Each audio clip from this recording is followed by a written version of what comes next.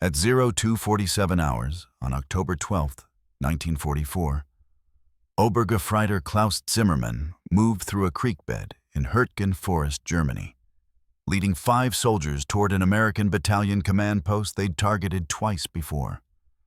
23 years old, 14 infiltration missions, 0 failures. Zimmermann knew this terrain, knew the creek bed offered perfect concealment. Waist-deep in places, thick vegetation on both banks. Darkness so complete you couldn't see your hand in front of your face. The smell of wet earth filled his nostrils. Water moved over rocks with a sound that covered footsteps. His squad moved behind him in single file. Blackened faces, no metal equipment, knives and suppressed pistols only. Professional infiltrators doing professional work.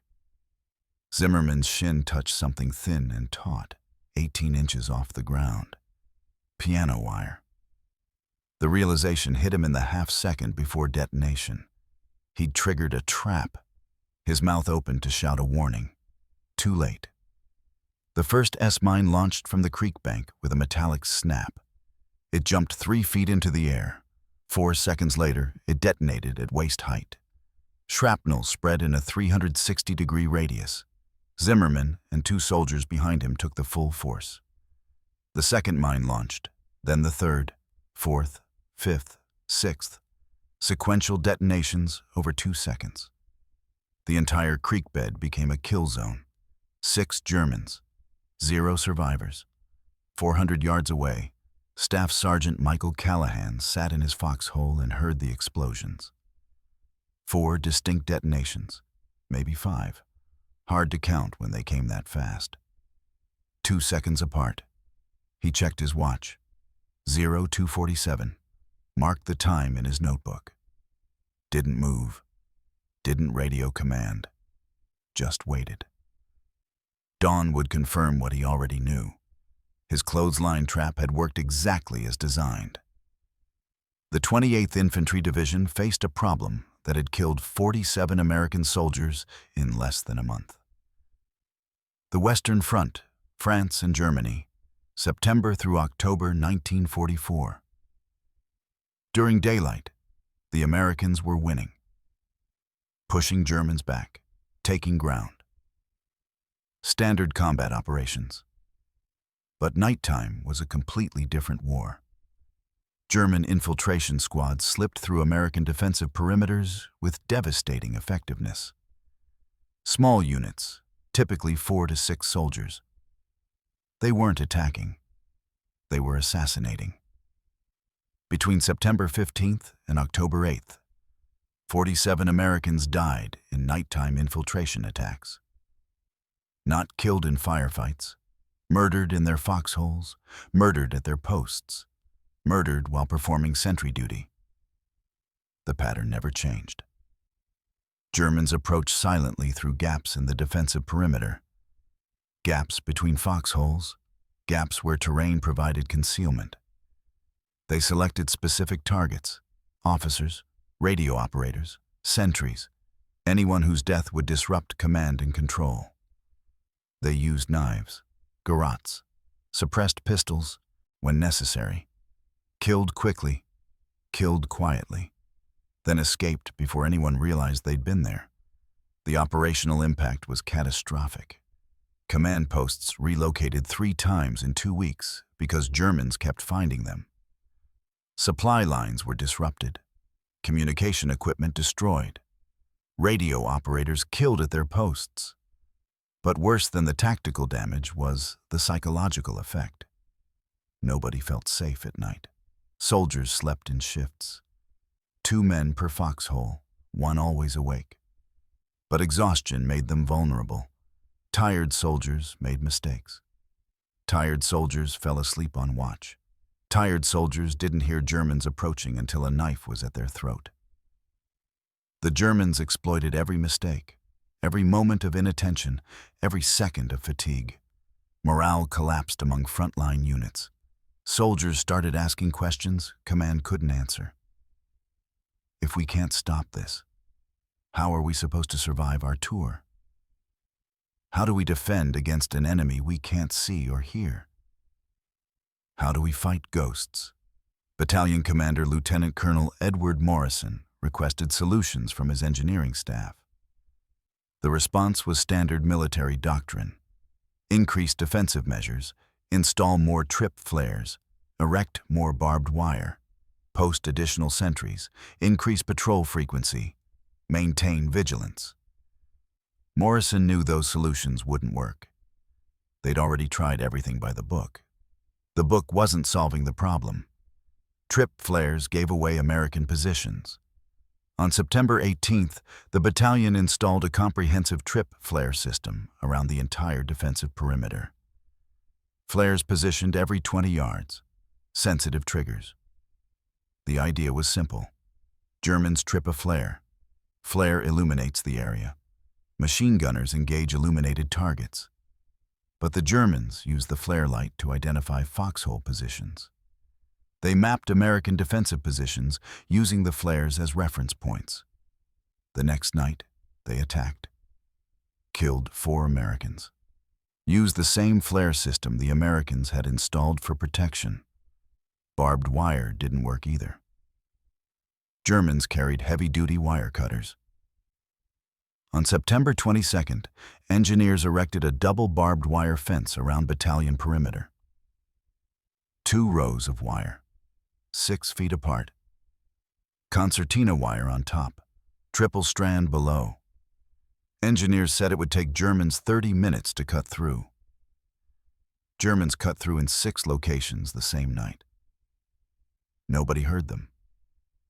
The wire cutters were designed for silent operation. Rubber-coated handles, precision cutting edges. Germans had been penetrating wire obstacles since 1939. They were very good at it. Machine gun positions were useless when you couldn't see targets. Listening posts failed because Germans moved too quietly. Night patrols were risky. American patrols sometimes got shot by their own side. Nervous sentries firing at movement in the darkness. Friendly fire incidents increased. The patrols that didn't get shot by Americans sometimes got ambushed by Germans who knew patrol routes and timing. On September 27th, Morrison ordered additional sentries posted at vulnerable points. 3 sentries were killed that night. Throats cut, found dead at their posts at dawn. The Germans had killed the extra security Morrison posted specifically to stop them. The human cost had names and faces. Private Robert Chen, September 19th, age 22, from Sacramento, California, killed in his foxhole. Single knife wound to the throat. Precise, professional. His foxhole partner woke up at dawn, lying next to Chen's corpse. The partner hadn't heard anything, hadn't felt anything. Chen had been murdered 2 feet away while his partner slept. The partner requested transfer, said he couldn't sleep anymore. Said every time he closed his eyes, he saw Chen's face. Corporal James Murphy, September 24th, age 25, from Boston, Massachusetts. Radio operator, found dead at his post outside battalion command post.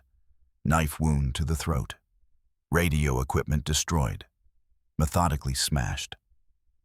The Germans hadn't just killed Murphy. They'd eliminated his communications capability. The entire battalion operated without radio contact for 4 hours until replacement equipment arrived. During those 4 hours, Germans could have done anything. Could have attacked. Could have ambushed supply convoys. Could have called in artillery. They didn't. They just disappeared. Made their point. Showed that American communications were vulnerable. Lieutenant David Harrison, October 2nd, age 28, from Richmond, Virginia. Platoon leader. Well-liked. Competent officer. Killed outside battalion command post. Germans left his body in the open. Didn't hide it. Didn't move it. Left it as a message. We can kill your officers. We can reach your command post. We can do this anytime we want. The message was received. Officers started sleeping in different locations each night, started moving constantly, started looking over their shoulders. Each death was investigated. Each investigation reached the same conclusion.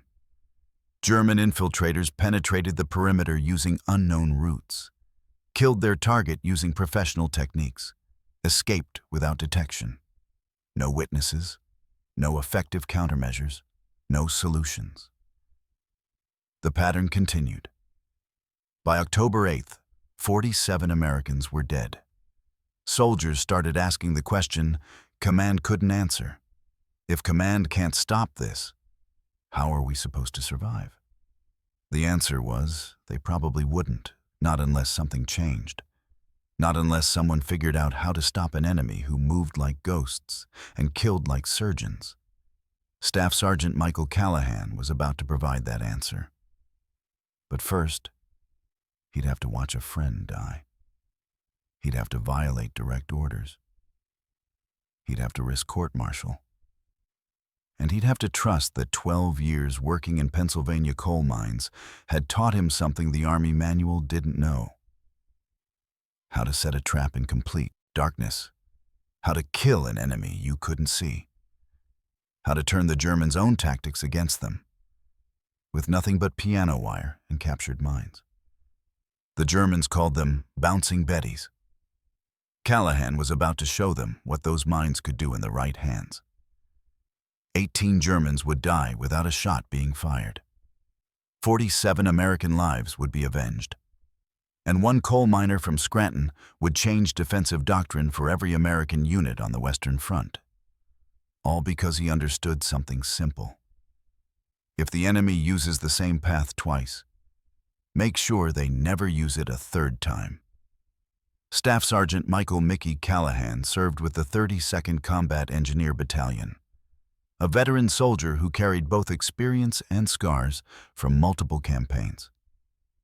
At 34 years old, he stood out among the younger enlisted men, his weathered face and deliberate movements marking him as someone who had learned patience through hard years of work. Originally from Scranton, Pennsylvania, Callahan had spent 12 years working underground in the anthracite coal mines before the war pulled him into a different kind of darkness. Those years in the mines had taught him skills that proved invaluable in combat. How to navigate by touch and sound when visibility disappeared. How to rig explosives in confined spaces where one mistake meant death. And how to work methodically even when he couldn't see what he was doing. He joined the Army in 1942 at age 32.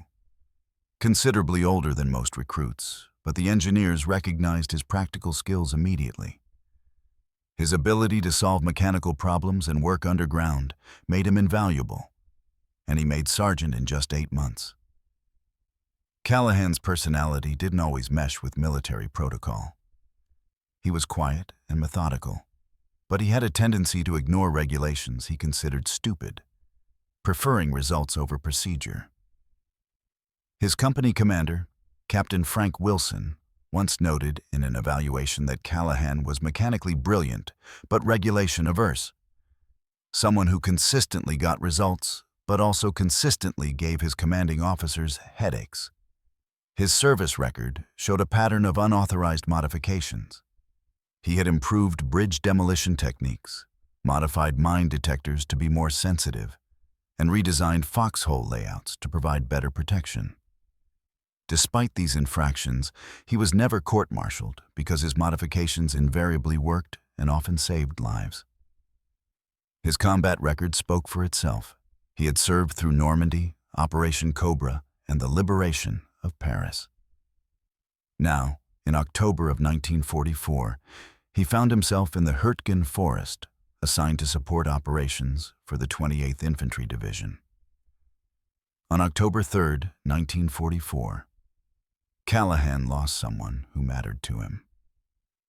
Private Tommy Breslin, a combat engineer who served as Callahan's assistant, was 21 years old and also from Pennsylvania. They had worked together for 6 months, developing the kind of partnership that emerged between men who trusted each other with their lives. Breslin reminded Callahan of his younger brother, and he had taken a protective interest in the young soldier's development. On the night of October 3rd, a German infiltration attack penetrated the American lines. Breslin had been on sentry duty near the engineer supply depot, a routine assignment that should have been relatively safe behind the front lines. He was found dead at dawn, his throat cut with surgical precision, and demolition charges were stolen from the depot he had been guarding. Callahan saw the body and saw the precision of the kill. This wasn't the messy work of desperate combat. It was professional, surgical, the work of someone who knew exactly what they were doing. That night, Callahan couldn't sleep.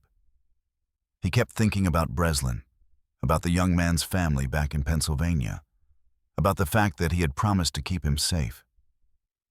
But he also kept thinking about the pattern he was beginning to see. The Germans weren't attacking randomly. They hit the same types of targets repeatedly: command posts, supply depots, communication lines. They knew the terrain intimately, moving through it with confidence. They used the same approach routes again and again. There was a system to their infiltrations, a predictability that suggested both skill and knowledge. On October 5, 1944, at 0230 hours, Callahan volunteered for a night patrol.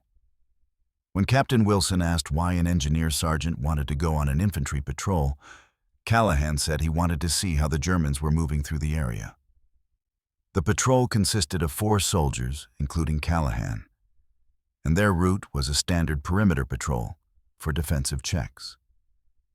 But while the other soldiers focused on watching for enemy activity, Callahan paid attention to the terrain itself. He noticed a creek bed running parallel to the defensive line, about 30 yards outside the perimeter. It provided natural concealment and was waist-deep in places, making it a perfect infiltration route.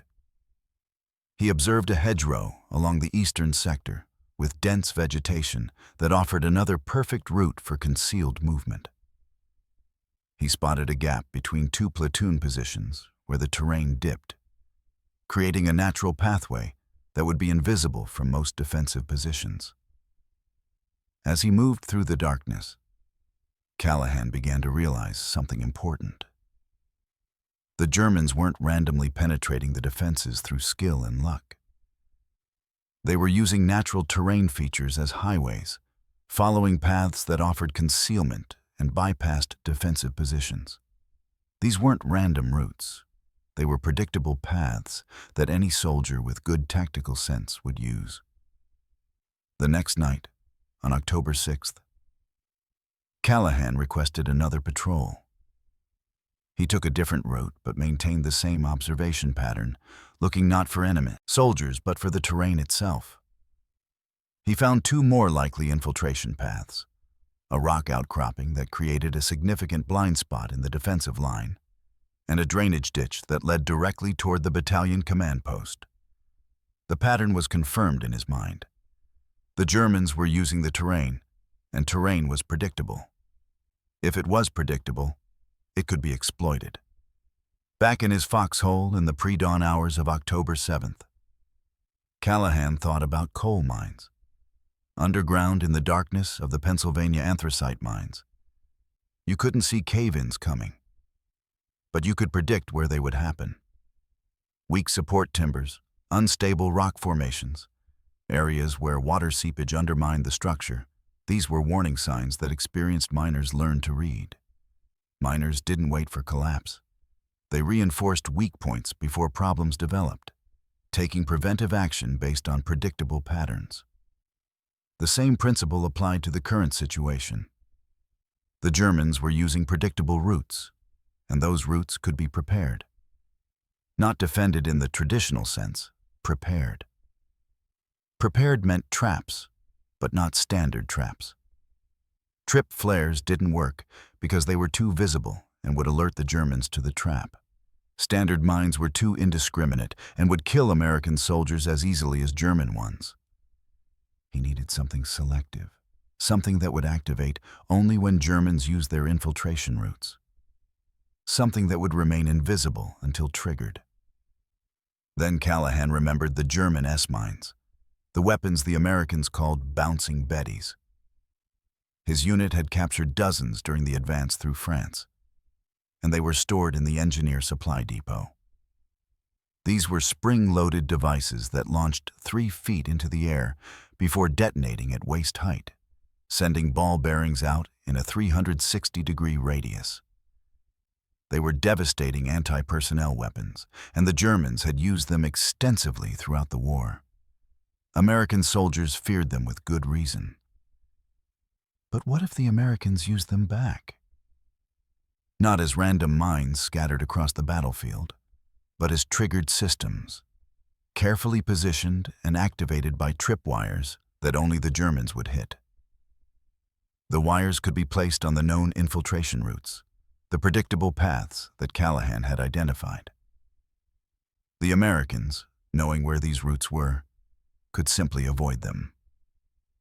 On October 7, 1944, Callahan made his way to the engineer supply depot with a purpose that had been forming in his mind since the early morning hours. He needed to examine the captured S-mines closely to understand every component and mechanism if his plan was going to work. The German designation for these weapons was Shrapnel Mine 35, and they represented some of the most feared anti-personnel devices on the battlefield. Each mine consisted of a cylindrical steel canister approximately 4 inches diameter, inside which sat a spring mechanism that gave the weapon its deadly characteristics. 3 prongs protruded from the top of the canister, forming the pressure trigger that required about 30 pounds of force to activate. Once triggered, the mine had a 4-second delay before detonation, during which the spring mechanism launched the entire canister approximately 3 feet into the air. The explosion then sent 360 shrapnel balls outward in all directions, creating a lethal radius of 30 feet. In their standard deployment, the Germans buried these mines with only the trigger prongs exposed above ground, creating invisible death traps that maimed or killed soldiers who stepped on them. But as Callahan examined the mines, turning them over in his hands and studying their mechanisms, he began to see a different application entirely. His modification of the standard S-mine deployment was both simple and revolutionary. Instead of burying the mines, he would position them above ground along the infiltration routes he had identified. But the critical change involved abandoning the pressure trigger system entirely. Pressure triggers were too sensitive and indiscriminate. They would kill American soldiers just as easily as German infiltrators, making them useless for his purposes. Instead, Callahan envisioned a wire trigger system that would be selective and controlled. He would string piano wire across the infiltration path at approximately 18 inches off the ground, roughly shin height for a walking soldier. This wire would be connected to a modified trigger mechanism of his own design. When a soldier's leg hit the wire would pull the trigger, but not just on one mine. His system would trigger 4 to 6 mines simultaneously, positioned every 5 yards along a 20-yard stretch of the infiltration route. The sequential detonation would create an extended kill zone, ensuring that anyone on that path, when the wire was triggered, would almost certainly be killed. The beauty of the system was its selectivity. Americans who knew about the wire could simply avoid the area, while Germans using their familiar infiltration routes would walk directly into the trap. The materials he needed were readily available. Piano wire could be salvaged from destroyed pianos in the French villages they had passed through. S-mines filled the captured German stockpiles in the supply depot, and he could fabricate the modified trigger mechanisms himself, using basic tools. He would also need wooden stakes for marking the wire locations and paint for marking the stakes in a way that would be visible only from the American side of the defensive perimeter. He estimated that installing one complete system would take approximately 4 hours, with an additional hour needed to map and mark the location properly. 5 hours per trap was a significant investment of time. But if his theory was correct, the results would justify the vast effort. On the morning of October 8, 1944, Callahan presented his plan to Captain Wilson during the morning briefing. Wilson listened carefully as Callahan explained the technical details, asking intelligent questions about the trigger mechanisms and the safety measures that would prevent American casualties. When Callahan finished his presentation, Wilson sat quietly for a moment, clearly thinking through the implications. Then he said no. His rejection was based on 3 specific concerns. The plan violated Army regulations governing the deployment of booby traps. The system was potentially too dangerous to friendly forces despite Callahan's assurances, and any such deployment would require approval from the battalion commander, Lieutenant Colonel Morrison. However, Wilson recognized that Callahan's idea had merit, and he agreed to arrange a meeting with Morrison to present the proposal through proper channels. At 1400 hours that same day, Callahan found himself in the battalion command post, standing before Lieutenant Colonel Morrison and explaining his wire-triggered S-mine system. Morrison was a by-the-book officer who had risen through the ranks by following regulations and avoiding unnecessary risks.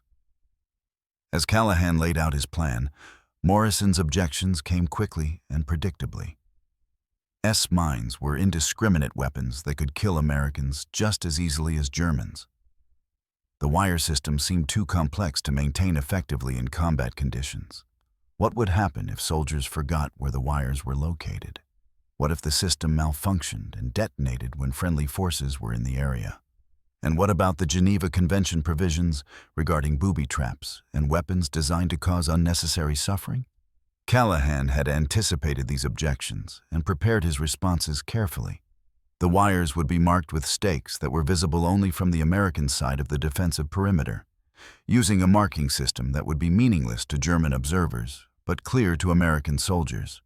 Every squad would be thoroughly briefed on the exact coordinates of each wire installation. Detailed maps would be maintained showing the location of every wire, and these maps would be updated whenever any changes were made to the system. The system was designed to fail safe. If a wire was cut or damaged, the mines would not detonate accidentally. As for the Geneva Convention, Callahan pointed out that the Germans had been using S-mines extensively throughout the war, and turning their own weapons against them seemed like poetic justice rather than a war crime. Morrison listened to all of these arguments, his face revealing nothing of his thoughts. When Callahan finished speaking, Morrison was silent for a long moment, clearly weighing the potential benefits against the risks and the political consequences of approving such an unconventional system. Finally, he delivered his verdict. Request denied. Too risky. We'll stick with standard defensive measures. The decision was final, and Callahan knew better than to argue further. He saluted, acknowledged the order, and left the command post. Outside, Wilson caught up with him and offered a sympathetic apology, saying he had tried to support the proposal. Callahan thanked him with a simple, "Yes, sir," his voice revealing nothing of what he was thinking. But in truth, Callahan had already decided what he would do next, and Morrison's rejection had only confirmed his resolve. At 2100 hours on October 8, 1944, Callahan began gathering the materials he would need: 40 feet of piano wire, 6 S-mines from the captured stockpile, the modified trigger mechanisms he had spent the afternoon building, wooden stakes for marking, a small can of white paint, and his maps and notebook for recording the installation. He had chosen his location carefully: the creek bed that ran 30 yards outside the defensive perimeter, the same creek bed where Breslin had died just days earlier. Callahan worked alone, deliberately choosing not to tell anyone about his plans. He understood fully that what he was about to do constituted a violation of direct orders, a court-martial offense that could end his military career and possibly result in imprisonment. But he had moved beyond caring about regulations and career consequences. Breslin was dead, a young man who had trusted Callahan to keep him safe. 47 other Americans were dead, killed by German infiltrators who moved through the forest with impunity. The official defensive measures weren't saving lives, and Callahan had lost faith in the ability of the chain of command to adapt quickly enough to the threat they faced. If he had to break regulations to save lives, he would break regulations. The installation process required patience and precision that drew on all of Callahan's years in the coal mines, where one mistake could trigger a collapse that killed everyone in the tunnel. At 2100 hours, he crawled through the defensive perimeter toward the creek bed, moving slowly and quietly, using the same techniques that the German infiltrators employed. He reached the creek bed at 2130 hours and immediately began positioning the first S-mine on the east bank. With careful movements, he removed the pressure trigger mechanism from the top of the mine and installed the wire trigger mechanism he had fabricated that afternoon. He connected the piano wire to this mechanism, then stretched the wire across the creek bed at exactly 18 inches above the ground, connecting it to the second S-mine that he had positioned on the west bank. He continued this pattern with mechanical precision, installing 6 mines total along a 20-yard stretch of the creek bed. All 6 mines were connected to a single wire system, creating a sequential detonation pattern. Anyone walking through the creek bed would inevitably hit the wire with their shin. The wire would pull all 6 triggers simultaneously, but the mines were designed to detonate in sequence. Mine 1, then mine 2, then mine 3, then mine 4, then mine 5, then mine 6. For 4 seconds, the entire creek bed would become a kill zone filled with flying shrapnel, and anyone caught in that space would have virtually no chance of survival. The final step of the installation involved marking the trap in a way that would warn American soldiers without alerting the Germans to its presence. Callahan placed wooden stakes on the American side of the creek bed, carefully positioning them so they would be visible from the defensive perimeter. He marked these stakes with white paint in a pattern that would mean nothing to German observers, but would be recognized by American soldiers as marking a danger area. He completed the entire installation at 0145 hours on October 9th. Having spent 4 hours and 15 minutes crawling through the darkness and meticulously assembling his unauthorized defensive system. When he finally crawled back through the defensive perimeter and returned to his position, nobody seemed to notice that he had been gone. The sentries had seen nothing, and his absence from his foxhole had gone unremarked. On the morning of October 9th, 1944, Callahan sat in his foxhole and drew a detailed map of what he had done. The map showed the creek bed's exact location, the position of the wire, the placement of each individual mine, the safe approach corridors that American soldiers could use to avoid the trap, and the locations of the warning stakes he had planted. When he finished the map, he showed it to the squad leaders in his platoon, telling them directly and without equivocation, "Stay out of that creek bed. It's rigged." One of the squad leaders, a sergeant named Patterson, who had served with Callahan since Normandy, looked at the map and then asked the obvious question. "Rigged with what?" Callahan's response was characteristically blunt. 6 S-mines and piano wire. Anyone walks through there, dies.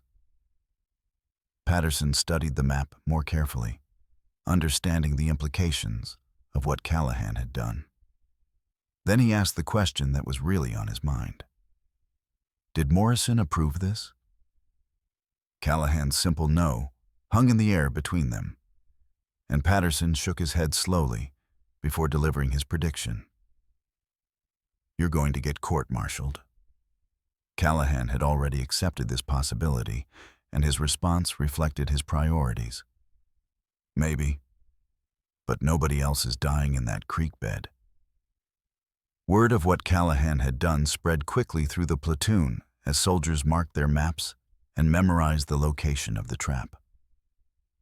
The reactions were mixed. Some soldiers thought Callahan was crazy, a rogue sergeant who had let the stress of combat push him into violating orders and endangering everyone around him. Others thought he was smart, a practical soldier who understood that following regulations wasn't the same as winning the war. When Captain Wilson heard the rumors circulating through his company, he called Callahan in for a private conversation. Wilson's question was direct. Did you install unauthorized booby traps? Callahan could have lied or deflected, but he had never been the kind of man who avoided responsibility for his actions. Yes, sir, he said simply. Wilson asked where, and Callahan showed him the detailed map he had drawn. Wilson studied the map for a long time, his finger tracing the location of each mine, the path of the wire, the positions of the warning stakes. The silence stretched out between them as Wilson considered his options. Finally, he looked up at Callahan and delivered what amounted to a conditional threat and a conditional promise. If this gets anyone killed, American or German, I'm reporting you to Morrison. Callahan had expected nothing less and responded with a simple acknowledgement. Understood, sir. But then Wilson added something that suggested he understood the desperation that had driven Callahan to take such drastic action. But if it works, maybe I won't remember this conversation. The gratitude in Callahan's "thank you, sir" was genuine, reflecting his recognition that Wilson was taking a significant risk by not immediately reporting the violation to the battalion commander. At 02:47 hours on October 12, 1944, the scene that had opened this narrative finally reached its deadly conclusion. 6 German soldiers moved through the creek bed with the confidence of men who had successfully used this route twice before. Obergefreiter Klaus Zimmermann led his squad through the darkness, navigating by memory and the feel of the terrain beneath his boots. The creek bed offered perfect concealment, a natural depression in the landscape that provided a direct path toward the American command post. This was the same path near where Tommy Breslin had died just over a week earlier. Though Zimmerman had no way of knowing about the young American engineer or the sergeant who had mourned him, Zimmerman's shin struck the wire first, and in that instant, he felt the thin line of resistance across his leg. His combat-trained mind recognized it immediately as a tripwire, and he opened his mouth to shout a warning to the men behind him. But he was already too late. The first S-mine launched upward on its spring mechanism, rising 3 feet into the air during its 4-second fuse delay, then detonating at waist height. The explosion sent shrapnel spreading outward in a 30-foot radius, and Zimmerman and the 2 soldiers closest to him were hit immediately, their bodies torn by the ball bearings that had been designed specifically for this purpose. The second mine launched before the first had finished its deadly work, followed immediately by the third mine. The 4th, 5th, and 6th mines detonated in rapid sequence, creating a cascade of explosions that lasted approximately 2 seconds, but filled the entire creek bed with flying shrapnel. 6 Germans had entered the creek bed that night, and 0 survived. The explosion echoed across the defensive perimeter, a sound that shattered the tense quiet of the night and sent American soldiers scrambling to their positions, manning machine guns and preparing for what they assumed would be a major counterattack. But no counterattack came. After the echoes of the explosions faded, there was only silence, broken occasionally by the sounds of nervous American soldiers shifting in their foxholes and waiting for an assault that would never materialize. Callahan sat in his foxhole when he heard the detonations, his body tense with attention as he counted each explosion. 6 distinct blasts, exactly what his system had been designed to produce. He checked his watch in the darkness, noting the time as 02:47 hours, and carefully marked it in his notebook. Then he waited for dawn. knowing that the real test of his system would come when they could examine what had happened in the creek bed. The hours before first light passed slowly, with Callahan unable to sleep despite his exhaustion, his mind running through every detail of the installation, questioning whether he had made any mistakes that could have endangered American soldiers or failed to stop the German infiltrators. At 0612 hours on October 12, 1944, as the first light began to illuminate the forest, Lieutenant Colonel Morrison ordered a patrol to investigate the explosion site. When volunteers were called for, Callahan immediately stepped forward. Captain Wilson looked at him with an expression that mixed concern and understanding, asking, "You sure you want to do this?" Callahan's response was simple and certain. "Yes, sir." The patrol of 8 soldiers moved cautiously through the early morning light, weapons ready for any threat, until they reached the creek bed where Callahan had installed his first clothesline trap. What they found in the creek bed confirmed that Callahan's system had worked exactly as designed, though the scene itself was grim evidence of the trap's lethality. 6 bodies lay scattered along the 20-yard stretch where the mines had been positioned, all wearing German uniforms and carrying infiltration gear. Their faces had been blackened to avoid detection in the darkness, and their weapons were equipped with suppressors to muffle any sounds. Each soldier carried knives, wire cutters, and demolition charges, the tools of professional infiltrators who had been trained for exactly this kind of mission. They had died in the creek bed where the wire had been positioned, killed by the S-mines that had detonated exactly as Callahan had calculated they would. The piano wire was still in place, triggered but intact, a testament to the precision of the installation. The patrol leader, Corporal James Reed, walked slowly along the creek bed, examining the scene with a mixture of professional interest and visceral horror. "Jesus Christ," he said quietly. This was Callahan's trap. He moved among the bodies, noting the shrapnel wounds that concentrated from waist to chest height, indicating that death had been instantaneous for all 6 men. He examined the creek bed itself, observing how the wire had been positioned at exactly the right height to catch infiltrators moving through the natural depression in the terrain. He also noted that no American casualties would have been possible from this system. The wire was positioned in a location where only infiltrators would walk, and American soldiers who knew about the trap could easily avoid the area. Reed radioed back to the command post with his report. 6 enemy killed in action, creek bed, south sector. Appears to be booby trap. Request Callahan report to command post immediately.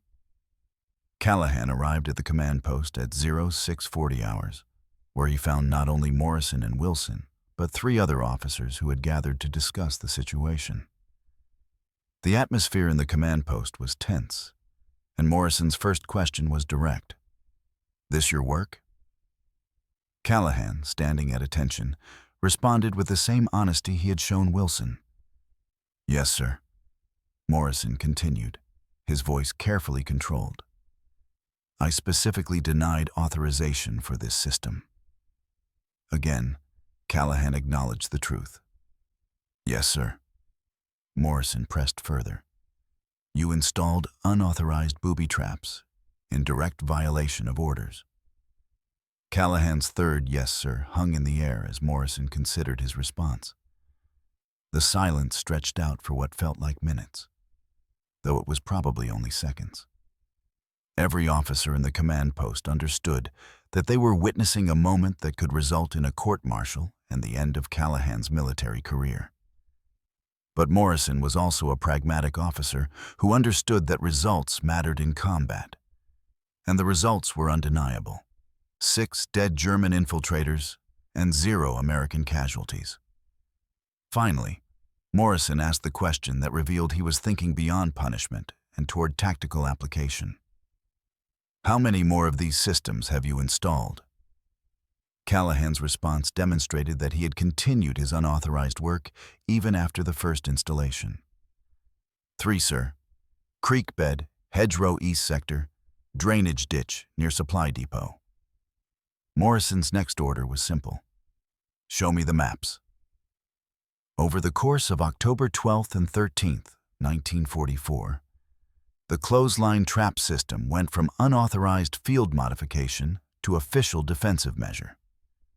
Morrison spent hours studying Callahan's maps, examining the wire positions, mine placements, and marking systems with the careful attention of an officer who understood that lives depended on the details. He asked technical questions about reliability, about safety for American soldiers, about the possibility of system malfunctions.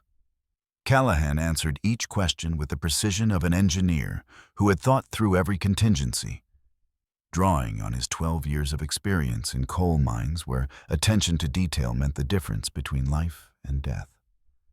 Morrison's decision came quickly once he was satisfied with the technical details.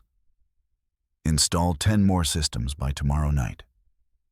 The experimental defensive measure now had official authorization, and Callahan's court-martial was indefinitely postponed. Though Morrison made it clear that this reprieve was contingent on the continued success of the system. Callahan immediately assembled a team of 6 combat engineers and began teaching them the installation procedure. He emphasized repeatedly that precision was essential. Wrong wire tension would cause the system to fail. Wrong mine position could result in friendly casualties. And the marking stakes were critical because Americans absolutely had to know where the wires were located. On October 13th, 12 new systems were installed, bringing the total number of clothesline traps around the battalion perimeter to 15. Every known infiltration route was now covered by Callahan's defensive system. The process of expanding the system required more than just technical installation. It required comprehensive briefings and map distribution to ensure that American soldiers wouldn't stumble into their own defensive measures. Updated maps were distributed to every squad, showing the exact locations of each wire system. Briefings were conducted throughout the battalion, with squad leaders explaining to their soldiers where the wires were positioned and how to avoid them. Some soldiers expressed nervousness about the system, worried that in the confusion of combat or the darkness of night, they might forget about a wire location and walk into their own trap. Callahan's response to these concerns was practical and reassuring. Stakes are marked. You can see them from our side. Germans can't. The marking system he had developed was elegant in its simplicity. White paint on wooden stakes positioned on the American side of each wire, visible to soldiers who knew what to look for, but meaningless to German observers who might spot them from a distance. The effectiveness of the clothesline trap system was proven again and again over the following weeks. At 03:15 hours on October 14th, 1944, a second German infiltration attempt was made using the hedgerow route that Callahan had identified during his initial reconnaissance patrols. 4 German soldiers hit the wire, triggering 4 S-mines in the sequential detonation pattern that Callahan had designed. All 4 Germans were killed, and once again, there were 0 American casualties. At 04:21 hours on October 18th, a third attempt was made using the drainage ditch route. This system had only 3 S-mines installed, but the 3 explosions were sufficient to kill all 5 Germans who had been moving through the ditch. At 02:38 hours on October 21st, a fourth attempt resulted in 3 Germans being killed in a different section of creek bed, where Callahan had installed a 3-mine system. The pattern was consistent and undeniable. German infiltrators were being killed by their own predictable tactics, turned lethal by Callahan's understanding of terrain and his willingness to use captured enemy weapons against their former owners. The statistics compiled from October 12th through October 31st, 1944, told a remarkable story of tactical innovation and effectiveness. During this period, there were 4 major German infiltration attempts against the positions defended by clothesline trap systems. 18 German soldiers were killed in these attempts, with 0 Germans escaping once they had triggered a wire. Most significantly, there were 0 American casualties from the clothesline traps themselves, confirming that Callahan's marking and briefing systems were effective at preventing friendly fire incidents. The overall impact on German infiltration effectiveness was dramatic. Nighttime infiltration attacks decreased by 73% compared to the period before the clothesline traps were installed. After October 21st, there were no more nighttime assassinations of the kind that had killed Tommy Breslin. The Germans recognized that their established infiltration routes had become death traps, and they stopped using them. They attempted to find new approaches, but Callahan was ready for this adaptation. He installed systems on the new routes as soon as they were identified, and the pattern repeated itself. By October 31st, 47 clothesline trap systems had been installed across the 28th Infantry Division perimeter, creating a comprehensive defensive network that made infiltration virtually impossible.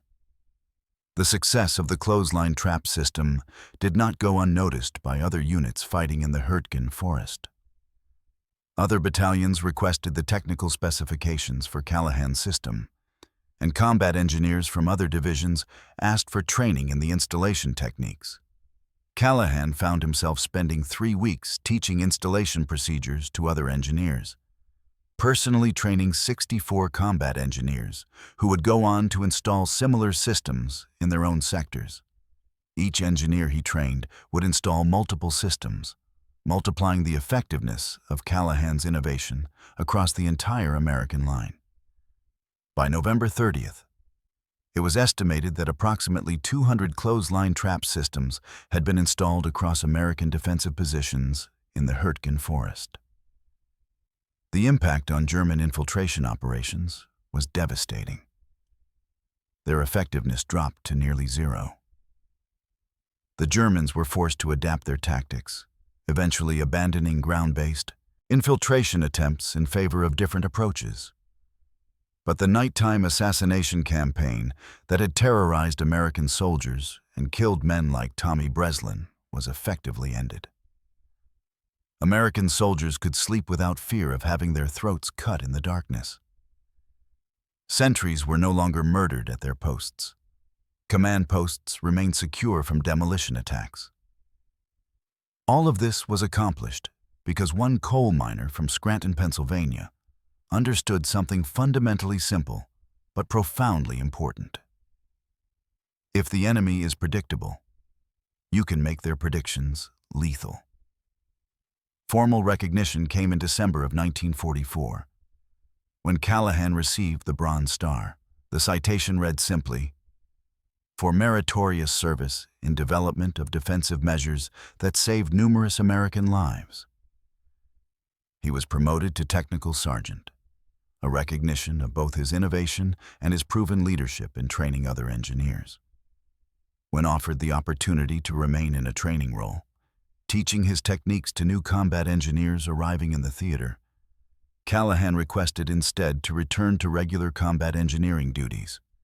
He didn't want to train, he wanted to work, to continue the hands-on labor that had defined his life both in the coal mines and in the Army. Morrison tried to convince him that he had done enough, that his contribution to the war effort would be better served by training others. But Callahan was insistent. "There's more work, sir." He remained with the 28th Infantry Division through the end of the war, continuing to install clothesline traps and perform regular combat engineering duties until Germany surrendered in May of 1945. After the war ended, Callahan returned to Scranton and went back to the anthracite coal mines where he had learned the skills that had saved so many lives in the Hurtgen forest. He worked underground for another 23 years, eventually retiring in 1968. He rarely talked about the war, and when people asked about his service, he would say simply that he had been a combat engineer who fixed bridges, cleared mines, and did standard stuff. He never mentioned the clothesline traps, or the German infiltrators, or the 18 men who had died walking into his carefully planned kill zones. But his innovation did not disappear with his return to civilian life. Technical manuals published after the war included modified versions of Callahan's system, refined and standardized for official Army use. The Army Field Manual 5-31, published in the 1952 edition, included a section on integrated wire mine defensive systems that was clearly based on the principles Callahan had developed in the autumn of 1944. There was no mention of Callahan's name in these manuals, no mention of the Hurtgen Forest or the specific events of October 1944. The manual provided only technical specifications, dry descriptions of wire tension and mine placement and detonation sequences. But combat engineers who had served in the war knew the true story. They passed it down through the ranks, a piece of oral history that survived even as the official records remained silent. They told the story of the coal miner who had turned German tactics into German funerals, who had killed 18 enemy soldiers without firing a shot, who had saved 47 American lives with nothing more than piano wire and captured mines and the kind of practical understanding that came from 12 years of working in darkness where one mistake meant death. It was the story of a sergeant who had been willing to risk a court-martial because he understood that following orders and saving lives were not always the same thing, and who had made the hard choice to prioritize the latter over the former.